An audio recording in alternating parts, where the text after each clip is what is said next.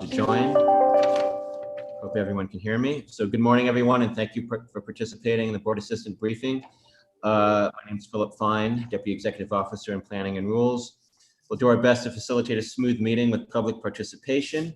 So we ask for everyone's patience with this new format. So there's two formats for participation. There's the Zoom web app as well as teleconference. Before we begin, I'm going to review some guidelines and general instructions. They're very important, so please pay close attention. We ask that you silence your other communication devices or your cell phone or desk phone. That will ensure we're not hearing any feedback or causing interruption during the meeting. And during the meeting, all participants on Zoom, except for board members and key AQMD staff, will be placed on mute by the host. That means you'll not be able to mute or unmute your lines manually.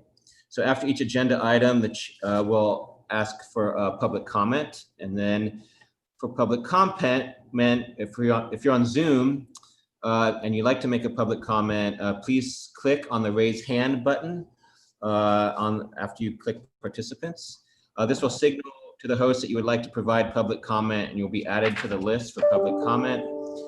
And if you're on your smartphone, again, tap the raise hand button on the bottom of the screen.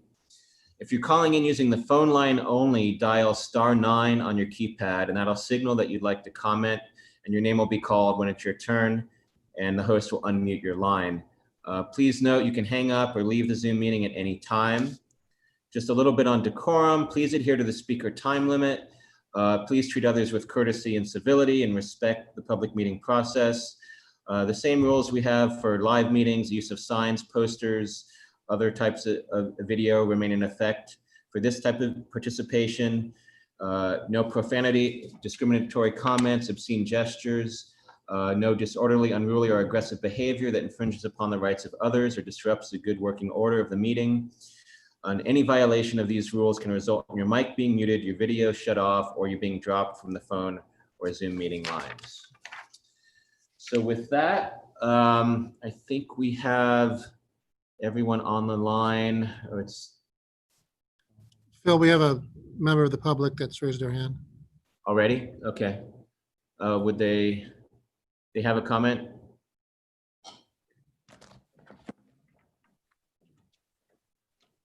Yes, good morning. This is Rita Loof with RATTech. I was going to make comments on the RAT demonstration, and I'm not sure at which point during the meeting you would like me to do so. So that's one agenda item is the entire board agenda for June. So at the end of agenda item 1, we'll go to public comment. Is that all right? Thank you. Okay, with that, we'll go ahead and get started. We'll go to the, again, the first item on the agenda is the board agenda for June 5th.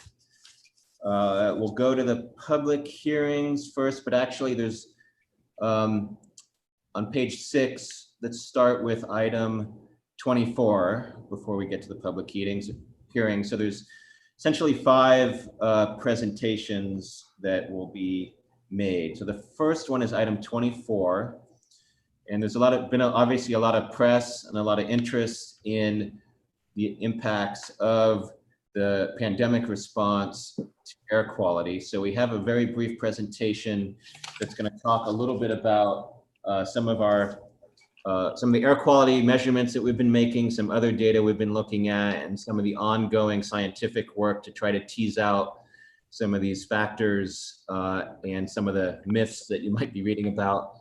So I don't want to go into details now, but I'm happy to answer any board member assistant questions if they would like. But this could be a very long discussion. We're going to limit the board presentation of 10 minutes just because we have a full agenda. But if anyone had any specific questions, we can go into it. And I have Scott Epstein here as well, who's been kind of leading our scientific effort and trying to figure out exactly what's going on. So any questions? Phil, this is Mark. Just, and again, we don't need to get into deep detail, but I know that I've watched all of your TV appearances through the news clips every day and the radio, so I know you've been really busy. Just a general question that might be of interest is, because we now have had this unique opportunity where we saw this decline and we saw these vehicles going off, do we have an idea or a general idea of the inventory of vehicles that we did see? We know that there's like a 20% drop of cars, but because of the logistics issues, getting things still to there's a lot of trucks still moving and trains moving. Do we have a general sense of the ships and the trains and the trucks? I mean, can you differentiate, or do you have we have a general idea of how those broke out? And also, into that, did we discover hotspots from the where we could see now with this downturn that we have a better idea of kind of a unique opportunity to take that information and run with it? Right. So getting real-time emission data is not simple, right? So we have to look at other indicators. Emissions are determined, calculated based mostly on activity data, right? So what type of real-time activity data can we look at? So we're looking at several sources. The main ones we're looking at for the sources you mentioned are, there are sensors in the roadway, in the freeways around the basin. And so we can get traffic count data that also estimates traffic counts for light duty vehicles versus heavy duty vehicles. So that's one set of data we've been looking at. We can also look at what the ports are reporting in terms of cargo throughput. Those are kind of two key indicators we're looking at. And if looking at them both, as you said, maybe light duty vehicles are down between 30 and 40%. And it looks like heavy duty vehicles might be down on the order of 15 to 20%. The goods movement, the containers coming in are also down on the order of 10 to 20% maybe, and maybe picking up right now. So for those sources, we can roughly estimate, maybe and again, the heavy duty is more of a NOx source than the light duty by far. So that's why we could think there's about a 20% reduction in NOx. To your point of hotspots, the difference in traffic, and you'll see slides next week, it's not the same everywhere. The Inland Empire has very different reductions and different patterns than the Western Basin. So the areas that have more of the logistics industry have seen less of a reduction in some of the heavy duty traffic than others. And areas that have Western Basin have seen more reductions in light duty traffic than the Eastern Basin. So we have seen some of those patterns. Does that answer your question? Yeah, yes. And again, we can obviously have a long discussion, but I'm hoping, and I'm sure your staff you're going to take this information and you can start parsing it and figuring out maybe there are rule tweaks or applications that we can put in our rulemaking that will allow that it just gives us a better understanding of than both primarily NOx, but the PM 2.5 and others, and how we might be able to isolate that. Again, I know this will probably be a long conversation in the board meeting, but I just wanted to. I'll just say that you're right, and this does provide a bit of a natural experiment, but it doesn't work until we get a better handle on what the emissions have been or are, and that's going to take some time to get a handle on the emissions. We have really good ambient air quality data, but we really need to get a handle on what the emissions were to do that type of analysis. So we will get that. It's just not real time. It's just not instantaneous. Okay, thank you. Bill, but don't we have a idea of what some of those impacts are, and aren't what some of the things that we're looking at actually reinforce what we're doing? Yeah, so emissions are one piece of it, and just everyone has noticed this. We had a clean stretch in March, and then we're in the middle of a really dirty stretch right now for ozone. So it's not all simple. It's not emissions go down by 20% and ozone goes down by 20%. I think everyone realizes it's nonlinear and complex chemistry, and a lot of other factors go into that. So that's one of the things we're looking at. But again, until we get a handle on what the emissions are VOC emissions actually being reduced, or are they increasing? Because everyone's sanitizing everything, right? So we don't know yet, but we're taking measurements and we're gonna get data, and this does provide an opportunity to make sure our models are capturing things correctly. But I will say what we've seen anecdotally is consistent with what our models predict, that it's not linear, that you might see some higher ozone in the western part of the basin at certain times under certain scenarios, and that's what we've been seeing.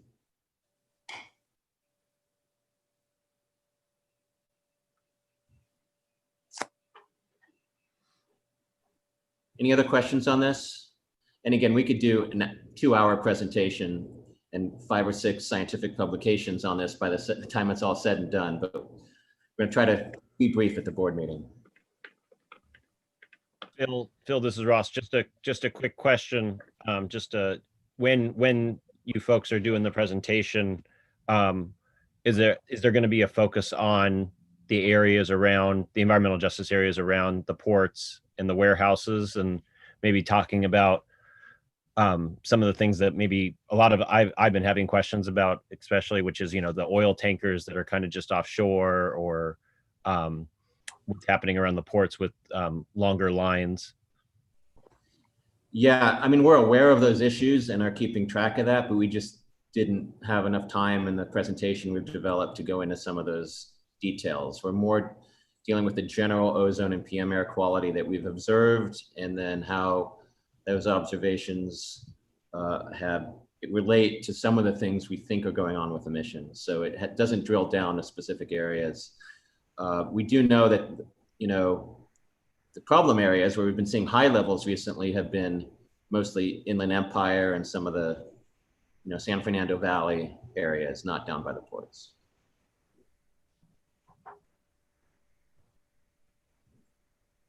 Any other questions on that? Okay, so then moving to, and again, we'll get to public comment when we're done with this agenda, and if anyone has public comment on that, they'll have their chance. Hey, Phil, this is Jacob. Hey, on that presentation, I mean, is it also gonna, I think what we're seeing is also highlighting mobile sources, right? And just what we've talked about for a long time is CARB, we're gonna need to communicate with CARB and them stepping up to the plate on helping us with the mobile sources. So is there a little bit of a game plan out of this presentation too, or kind of next steps? Well, we're working with CARB on this scientific analysis, and they're doing similar things statewide. From a policy perspective, we know that it's the heavy duty diesel equipment on-road, off-road that are the problem. And I think CARB knows that as well. And, as always, we need them to do their fair share. I don't know if this highlights it any more than usual, but I think the one thing that I think the general public doesn't understand is just telecommuting and getting light duty vehicles off the road does not lead to clean air quality, because so much of the problem is coming from heavy duty. And we all know that, but the general public does not necessarily know that. And Jacob, let me just add a little bit to what Phil's saying. So we are working closely with CARB, particularly on the omnibus regulation, and we're letting them know that what they're proposing isn't stringent enough for us to be able to reach attainment. So we think that, the work that we've done on establishing the 0.02 gram per brake horsepower engine really should be the standard. We know that they're looking at different thoughts, whether it's 0.05 or to 0.8, I think is some of the questions that are out there. We heard that there's a potential for like a national standard at 0.1, and that really just doesn't help us. So we're continuing to let CARB know that they need to be more stringent. So we're doing it through, like I said, the omnibus regulation package. We've been talking about their advanced clean truck rule as well. So we're continuing to have these discussions with them. And just so that you know, we're also focused on the ports aspect. And on the ports aspect, so Gene, Mario, myself, and Richard Corey have weekly discussions, and where we're headed is on the manufacturing summit that I'm sure you've heard Gene talk about. And I can give you more of an update on that if you'd like later. Sounds good. Thank you, Wayne. I appreciate it. Sure.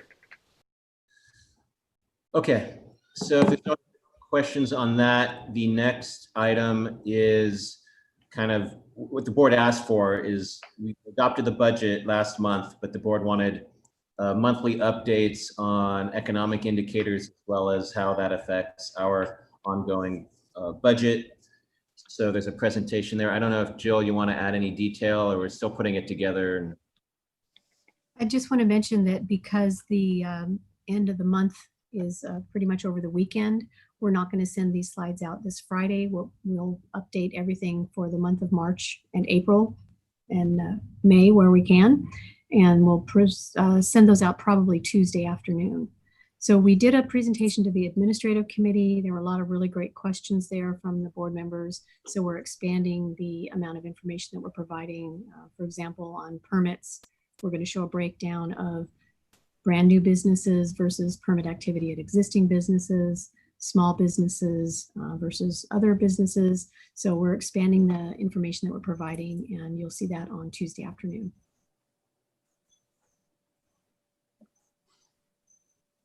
Any questions for Jill?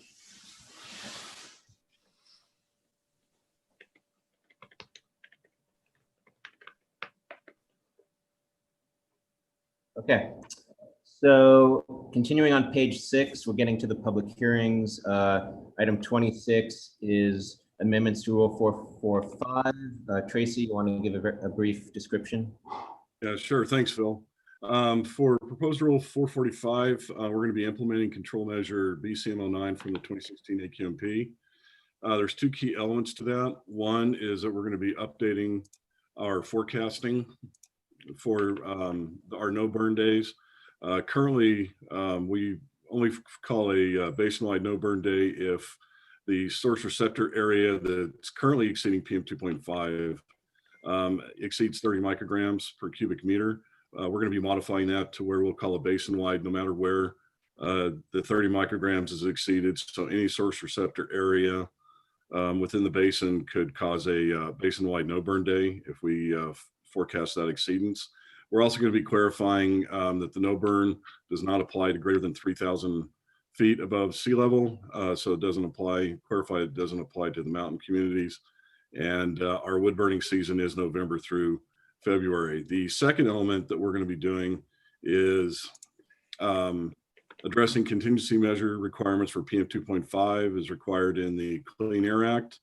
We're going to be adding provisions that in the event that we were to fail to meet some specific criteria, such as reasonable further progress, a quantitative milestone, a milestone report, or even the standard itself, it would trigger incremental reductions in the no burn thresholds. Right now, that threshold, as I mentioned, is 30 micrograms. But if EPA makes a determination that we've failed to meet any of those triggers, then we would lower that no burn day threshold incrementally. So 29 if they called it once, 28 if they called it twice, and on down the line.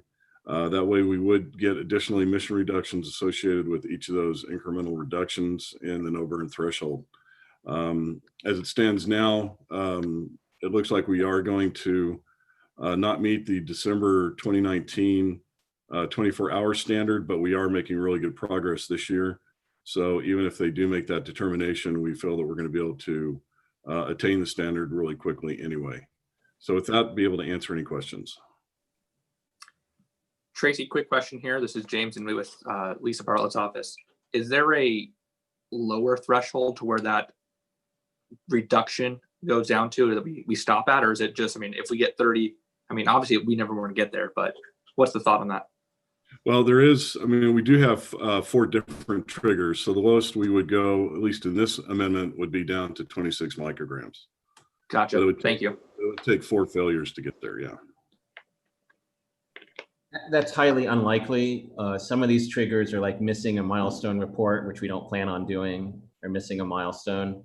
So really the ones that could trigger, although in this case, we think only one of them would trigger, is a failure to attain by the attainment date.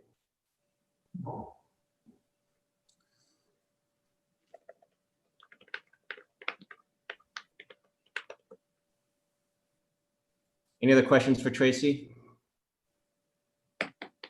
So you know, we have been getting a lot of testimony on wood burning on fireplace wood burning in relation to the pandemic.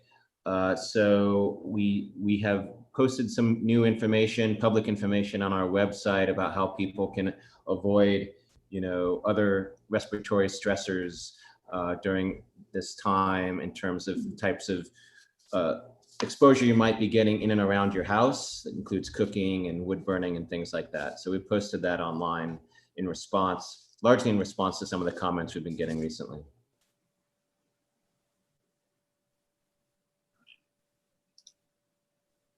If there's no questions on 26, we'll move on to 27. Mike Morris, you want to give a summary? Thank you. So our Rule 1117 is a NOx bark landing rule for container glass melting and sodium silicate furnaces. We only have 2 of those in the South Coast Basin with 3 main furnaces, but those furnaces previously resulted in large NOx emissions. Fortunately, in 2017, both facilities installed selective catalytic reduction, which makes them the example for bark in the nation. And so we're codifying what their emission limits are in our rule. And that will result in more than half a ton of NOx emissions being recognized at a cost effectiveness of just under $23,000 per ton of NOx reduced. And I can answer any questions if you have any. Any questions for Mike? Seeing none, we'll move on to item 28, which is a rack demonstration for the 2015 8-hour ozone standard. This is an element of our 2022 AQMP. I'm looking for Zorik. I don't know if he's on. Zorik, are you there? If not, I'll have Sarah do it. He's not moved over. He's on the attendees. All right, Sarah, just for simplicity, do you want to take this on? Sure, I can cover this. So, what was that, Ron? Zorik has now been moved over. Okay, Zorik, why don't you go ahead and do a brief description of RACT?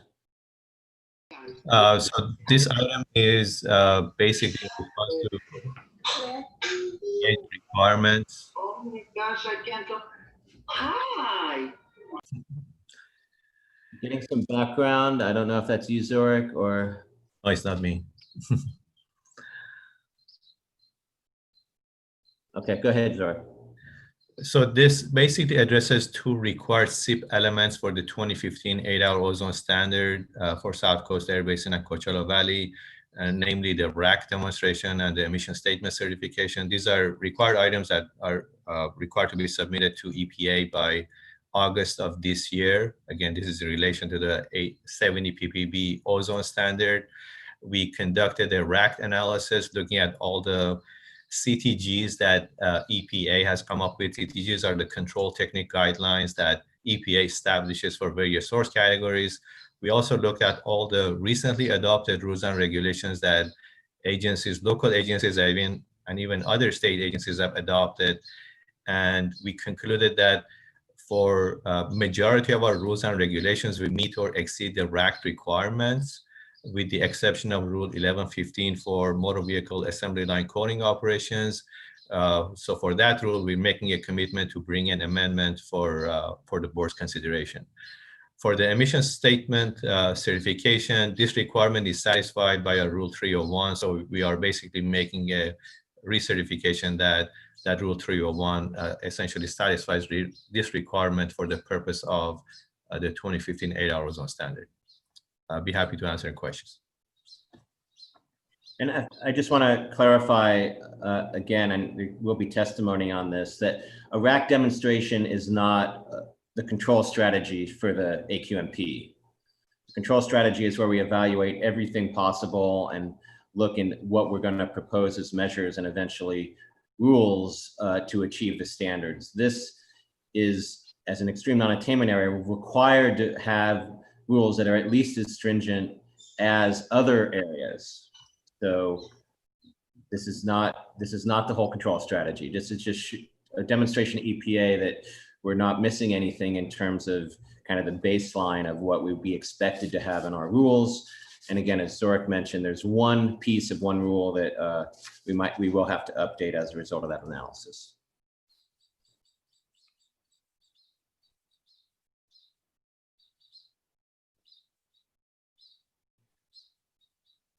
Any questions on that?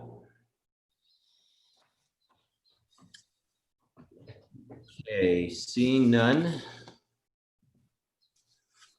We're going to move back to the beginning of the agenda. And page 2, you have the minutes, and then you want to, Susan, you want to just give a very brief description of why we're doing coming back to Rule 212 for the set hearing? Yes, so 212, there's no change to the rule. This is just a notification to let the public know and for the 30-day notice that we're going to be adding this into the state implementation plan. So no substantive change, no change at all actually to the rule. Same rule that was already approved by the board. So this is Barbara. I just wanted to add, we're doing this because EPA has issued a guidance document that says if you plan to submit the rule into the state implementation plan, you need to give notice of that intent at the time of the 30-day notice. And that wasn't done the last time we amended the rule. So we're cleaning that up. But again, as Susan said, no changes. Any questions on the set hearing for August? This says August. Aren't we usually dark in August? No, so this year we're dark in July. Oh. The board adopted that schedule in for January.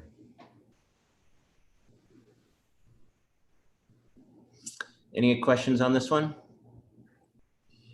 Okay, for page 3, I think those are all Matt and Naveen. I'll turn it over to them for these 3 items. The next 3 are STAs. So the first one is to execute a contract with Daimler Trucks. So you might recall that we came to the board and were allowed to do a demonstration and development project with Daimler Trucks North America, the largest truck manufacturer in the United States, to develop a zero-emission Class 8 and Class 6 truck.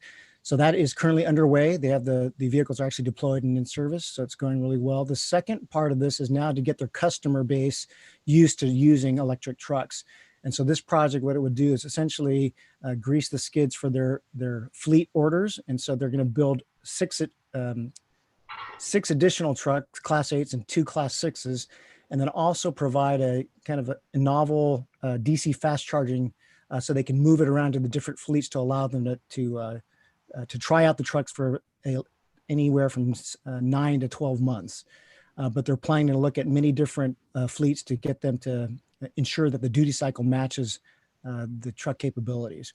We're also getting co-funding from the Bay Area, so they're putting about $322,000. Daimler also anticipates getting funding for infrastructure through the utility program. So, for example, in our region, SCE has their charge-ready transport. And they're asking us for $1 million to support the project. Daimler is also putting in about $5 million. So this is to requesting authorization to move forward with their customer expansion project. I'm happy to answer any questions.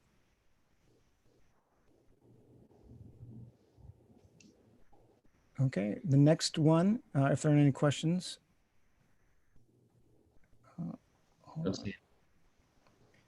Is the core project. So you might remember that we came to the board in January to authorize an extension of this unique pyrolysis project, which would take some renewable feedstock and change it into a useful syngas, so that could be used, could be made into hydrogen, or it could be made into renewable natural gas. And the SoCal Gas is also looking at pipeline injection for this to decarbonize their grid. We came back to the board because they were suffering some challenges in terms of meeting milestones. And so the board did grant an extension of some of these milestones to June of this year. But and they were making modest progress until COVID-19 happened. And now essentially they've had to shut down all construction activity. They're not considered an essential public service. And so we think it's only fair to extend the project milestones again to allow them to complete the demonstration. So we're suggesting that it be kicked out further to the end of the year. But there's no change in funding or anything of that nature, just the milestone extension. Hey, Matt, just a quick question, and maybe I'm just playing catch up. Does Core still have any link at all to, they had originally thought about going to Rialto? Are they still involved in that? Or They are not. They sold that property, and that was the, this is kind of a replacement project, if you will. So they're no longer looking at the property in Rialto. They're looking at trying to make this viable here in LA. Okay, thank you. Hi, this is Jared from Governing Board Member Barger's office. How are they not considered an essential business? I'm a little confused by that. That's a demonstration project, so they're not currently producing syngas. Understood, thank you. And then the final project on page 3 is receiving funding from the ARB for our Replace Your Ride program, or known as Enhanced Fleet Modernization Program. So we're recognizing up to $15.4 million into this, into the fund in order to continue expending vouchers for low-income residents to replace their vehicles with higher fuel efficiency or cleaner plug-in hybrid or electric vehicles. And I'm happy to answer any questions, but this is a pretty standard item. Have we already received the funding or not yet? Naveen? We have. We're just recognizing the resolution, so we can go ahead. But there's no chance of losing it then, right? No, sir. Good. All right. Thanks, Phil. All right. If there's no other questions, we'll move on to page 4 of the board agenda, item 6. Sujata, are you on the line? Looking. Sujata, you need to unmute yourself. I'll go ahead and unmute.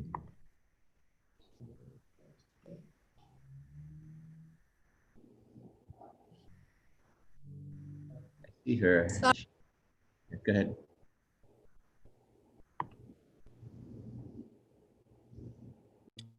Sujata, you're still unmuted. You're still muted. There you go. All right. Sorry, something was going on with the computer. So this item is to recognize revenue from CARP for AB 617 in the amount of 1.88 million. We have already submitted the disbursement request for the 20 million. This is for the second grant. So this was just the remaining. We're going to the board for the recognized revenue action, and then we'll be submitting the disbursement right after that for the remaining 1.88 million. Happy to answer questions on that.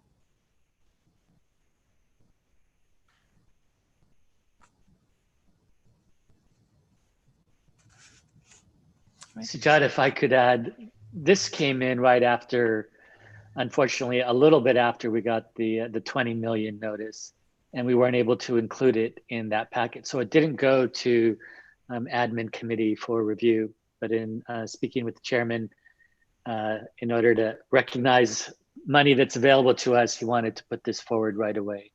And so that's why it's going to the full board without committee review. So just wanted to add that in. Thank you, Wayne. Thank you.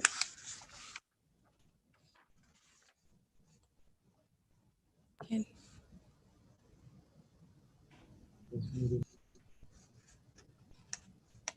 I'm sorry. Item 7, Ron. Good morning. This is a standard request to authorize the purchase of a 3-year software maintenance support contract with Oracle America for the Integrated Financial Human Resources System. The software package provides purchasing, accounting, asset management, financial management, project reporting, payroll, and human resources functionality for the district. Funds are available in the budget, and I'm happy to answer any questions.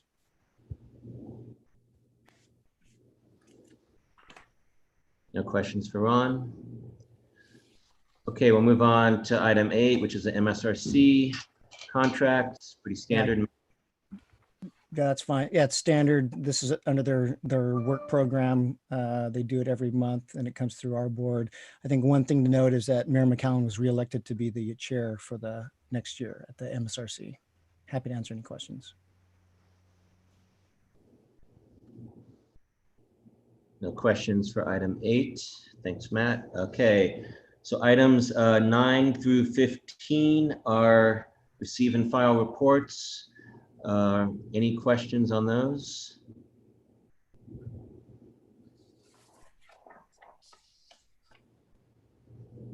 On the typical.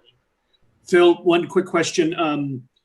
I noticed that you're on number 13, you're moving some several rules from August to December. Those are all VOC rules. Are they all related? It's kind of the same type of amendment for all of them.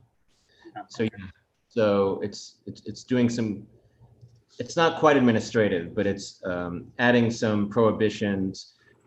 I mean, just so everyone knows, it's our VOC rules in the past have had prohibitions on like the either on the use of certain products or on the sale of certain products or the distribution of certain products, but maybe not all of the above.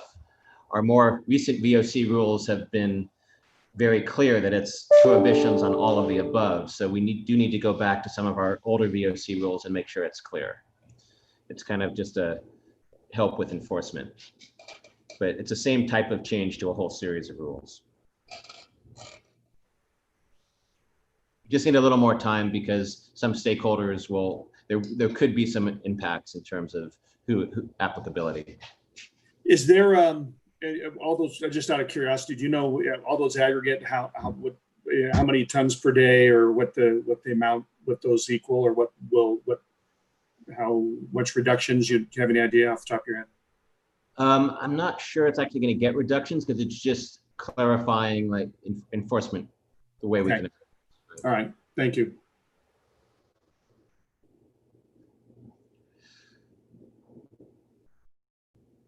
Okay, if there's no other questions through item 15, the next set is the committee reports, 17 through 23. Any questions there?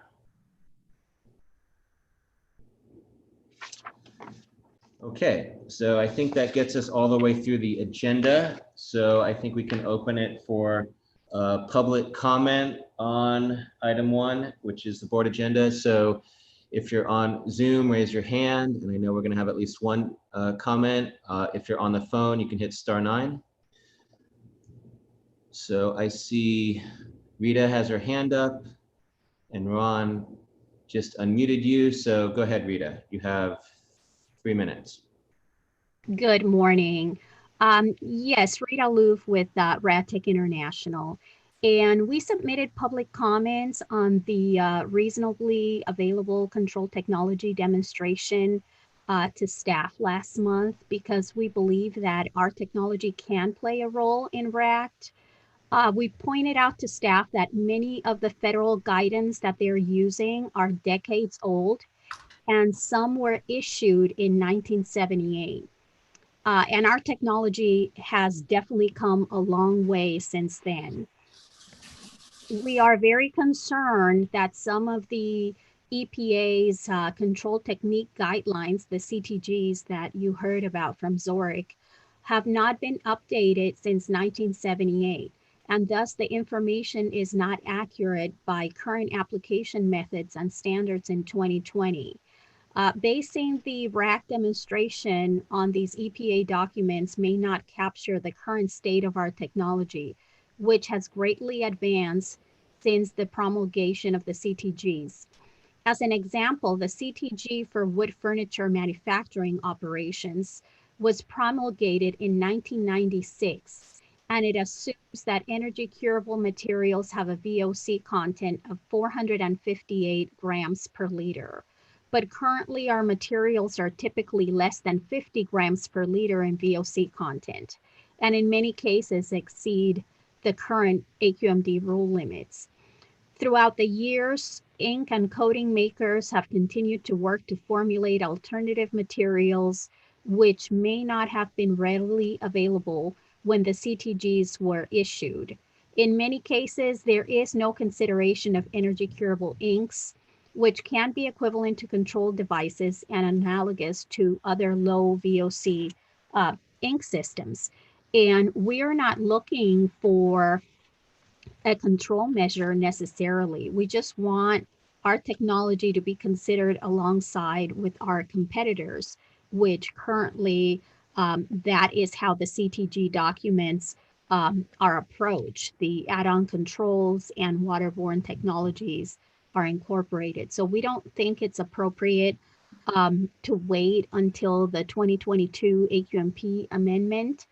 We certainly recognize the pressures that the current COVID-19 crisis imposes on staff resources, and we would be open to a postponement of the RAC demonstration to allow staff to fully evaluate our technology for this purpose, but we don't think that 2022 is a reasonable time frame, as we've been waiting for decades for these documents to come up to speed. Thank you so much. Thank you, Rita. I just in way of response, and we can take board assistant questions. I just want to clarify that a RAC demonstration is not a technology evaluation. A RAC demonstration is a regulatory evaluation of other rules, other requirements across the country.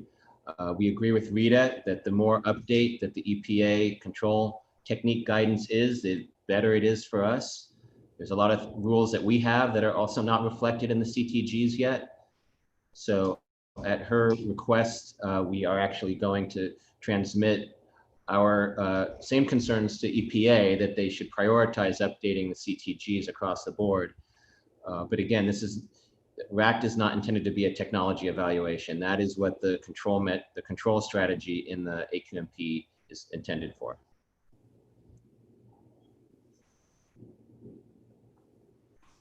So any questions from committee members?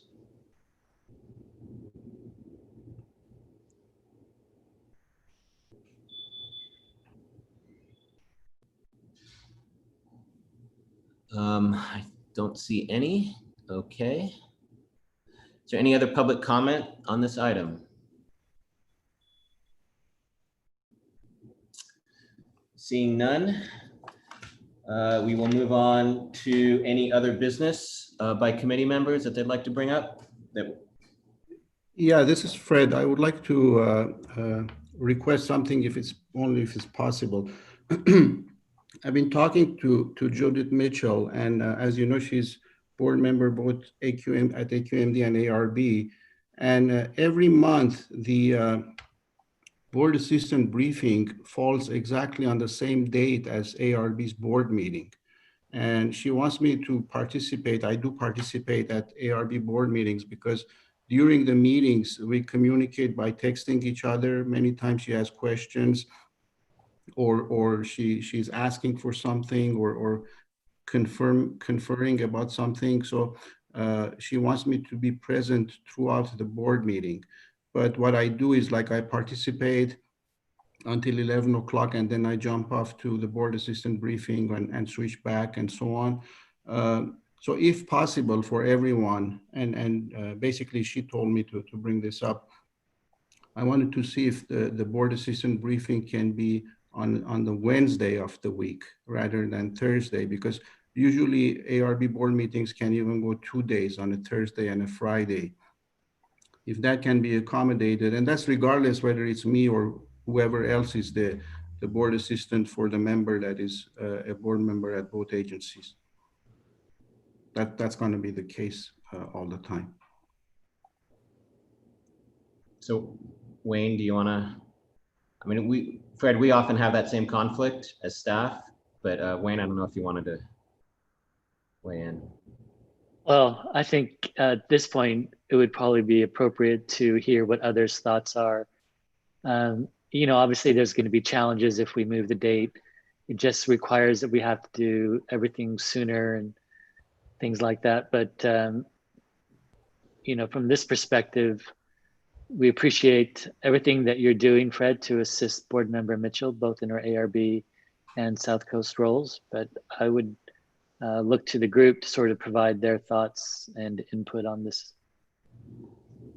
Yeah, if not, I'll continue same way. It's just sometimes, getting off hour and a half or so during a board meeting, I may miss things, whatever. If possible, the Wednesday would be fine. If not, then it is what it is. Yeah. Yeah, I just don't know what everybody else's schedules are. And, I know we all have conflicts to some extent. But if the group was willing, I just don't know everybody's schedule. So if everybody could just give us some of their thoughts, appreciate the position that Fred's in, but all the board members are in difficult positions when it comes to their schedule. Yeah. So. Okay, thank you. Permanently changing it? Or just? Well, this is whether it's me or anyone else, it doesn't matter, or whether it's Judith Mitchell or anyone else. We always have a board member that is also a member of the ARB board. And so it happens that the board assistant briefings always fall on the same day. Now, in the future, there may be a board member that doesn't care about the board assistant, participating in the ARB board meeting. That I don't know. But for now, the last 6 months that I've been a board assistant, I'm participating in ARB's board meetings, and it always falls the same day. So the answer to your question, Jacob, is yes. So I'll just kind of weigh in. I think we have 4 supervisors who have staff here. We have council members, and I mean, there's many conflicts that all of us juggle and deal with on a regular basis. So, I mean, I know that I plan my calendar out months in advance and carve out, Thursdays at 11 to do this meeting, and as I do with Fridays for the governing board meeting. So, I think that and I understand Fred is a very unique situation, and that you have with CARB, and I know Carlos is currently on an OCOG meeting that he represents AQMD on right now, and so we I understand how that conflict works, through AQMD representing AQMD at the same exact time,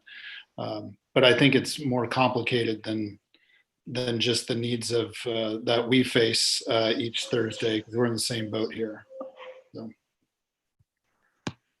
Yeah, I know I have a standing commitment on the Wednesday, so yesterday at 11:30. So if the meeting started earlier, I could probably accommodate it, but sometimes this meeting will run long. So, and we started at 11 today, and we're already at 11:45. So.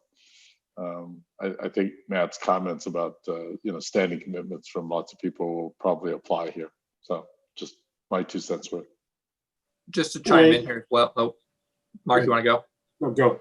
All right, I'm gonna say, I'm willing to make that work on a Wednesday. I don't have that standing commitment, but you got to weigh that out. Who has standing commitments? That's gonna be an issue.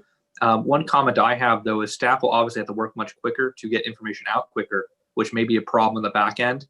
I mean, I'm all for getting information earlier because I bug Nancy every month, but I do my analysis on Monday for the supervisor for that Friday. So that'd help me out. But realistically speaking, if you're going to lose more members than you're going to gain, it's probably not worth it. Yeah, I was just going to say that I'm pretty much agnostic. We have the benefit of between Andy and I. Andy couldn't be here today. Typically, there is a conflict because the supervisor has something else that might be happening, a presentation or things that I'm staffing her at. But I'm agnostic. I wish we could get the agenda a little bit earlier to review it. Before 6 o'clock the night before, but yeah. So I know that if we went to Wednesday or Tuesday, I know that would just make it that much more difficult to try to get the agenda out. But from my perspective, and I think from the supervisors that again, I'm agnostic. I'm just not. We're good either way. Yeah, same here. Teresa for Senator Delgado. We're neutral. You know, if we need to move it, we can. I would worry that staff, I think sometimes staff already struggles to meet this Thursday time. So I would put it back on staff to see if they're able to do Wednesday. And then this is recorded. So we can, you know, hopefully view this later. If we do have to miss it, we can view it later and ask questions. Yeah. Hey, Fred. Oh, sorry, go ahead. I'm sorry, go ahead, Ross.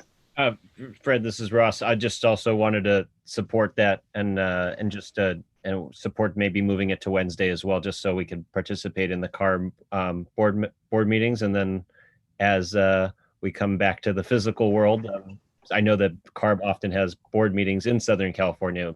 And it'd be nice for those of us to maybe even attend those Thursday or Friday board meetings as well. Yeah, Wayne, I don't want to cause any problem. I just brought it up as a matter that it has happened. Just bring it to your attention. If it can be done, it's fine. If not, that's okay. So Fred, you troublemaker, you. I have a different idea. Perhaps we could do something with you. I mean, having worked at the district for as long as you have very intimate knowledge. You could step back in staff right now for anything. So I think we might be able to work something out just for you where, you know, if you need to support board member Mitchell during these things, perhaps we can talk afterwards and go through things. And I think that would probably be the most effective and not disruptive to everybody else's schedules and things like that. Okay, So sounds if that's okay, let's work on that. Yeah, sounds good. Thank you. That's good. Okay. Okay, any other business? Yeah, this is Jared from Governing Board Barger's office. The situation that happened in the North San Fernando Valley last week regarding the gas complaints that we got, even though we could not prove conclusively where the source was from, has reinvigorated the debate on air monitoring along the Porter Ranch, North San Fernando Valley area. I don't know if Governing Board Barger is going to bring up a comment during the board meeting. I haven't briefed her on it yet. But I wanted to give my colleagues a heads up. I wanted to give staff a heads up that it's now the airline monitoring system that the district attorney's office for LA County mandated for SoCal Gas failed that morning. And so as AQMD, as the county, were receiving complaints, constituents and residents were trying to go to the airline monitoring system and found out that it had collapsed again. And so it started to reinvigorate the debate on air monitoring in that area. So as I said, just a heads up for staff and a heads up for my colleagues right now. Thanks, Jed, for that heads up. Is Jason on? I don't know if Jason. I'm here. Jason, you want to comment on any of that? Sure. So this is Jason Lowe with Assistant Deputy Executive Officer for Monitoring Analysis, and thank you for the question. So I've been working with other staff here with the AG in terms of the air monitoring. I'm sorry, Matt? No, that's right. I was just going to say the AG's office. Yep. Yes. So the AG's office is coordinating the effort with regards to the supplemental environmental project for doing an air monitoring project there. With the specific regards to the event that happened with the odors, we did have our mobile platform go out there in response to the complaints, along with our inspectors, to do the air measurements with our mobile platform, to do measurements in the community. And we did find that the levels of methane, which is related to natural gas, were at levels that we expect in typical ambient air. And then we also went on site on the facility to do some measurements. And thank you for that. And Wayne, correct me if I'm wrong, the staff received complaints from Valencia all the way to Ventura County Air Pollution Control District, receiving complaints from Simi Valley. Is that correct? There were a lot of different complaints going on that day, as I recall, Jared. And I think Jason can probably verify, but I think some of the complaints we thought might have been related to Sunshine, some of the Sunshine Canyon landfill and others. So I know our inspectors were kind of running all over that day trying to isolate it, but you know, our people were out there and doing what we need to do. So Don't you bring the landfill into this. Let's keep it one part at a time. Sounds good. Okay, thank you. Yeah, thank you, Jared.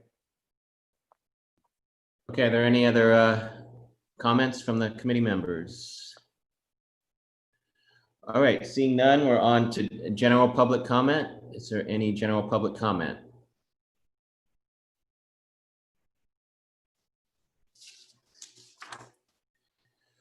All right, we will therefore adjourn the meeting. The next board assistant briefing will not be in June since we're dark in July. So the next board assistant briefing will be Thursday, July 30th, prior to the August governing board meeting. So with that, we'll adjourn the meeting and we'll see you in a couple months, and hopefully everyone has a relatively safe and normal summer until then. So thank you. Thank you, everyone. Stay healthy, everyone. Adios. Bye.